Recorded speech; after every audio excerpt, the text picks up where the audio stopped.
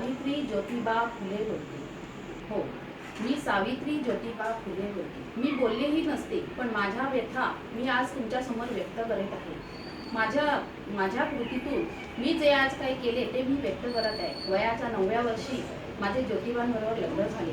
ज्योतिबा फुले हे समाजसेवक होते. तसेच ते स्त्री शिक्षणाचा पाया त्यांनी रोवला. मलाही त्यांनी शिक्षण दिले. मीही त्यांच्यासोबत शिक्षणाचे धडे घेऊ लागले.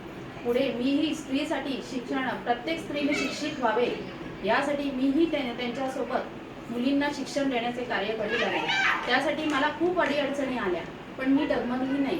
मी त्यांची साथ दिली. आज एक बाईला बाहेर घेऊन मी त्यांना शिक्षण दिले. होय, मी सावित्री ज्योतिबा फुले आहे. आज मला त्यासाठी शिव्याशाप वेळेला मला शेणही मारले जाऊ लागले, तरीही मी डगमगली नाही, मागे वळून बघितले नाही.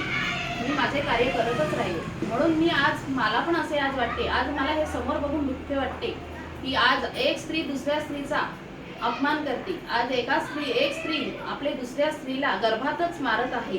का स्त्रीने जन्माला येऊ नये? मुलगा हा वंशाचा दिवा आहे. मुलगी कोण?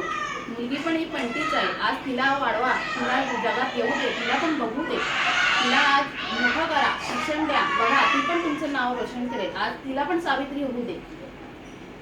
लेख वाचवा, लेख जगवा.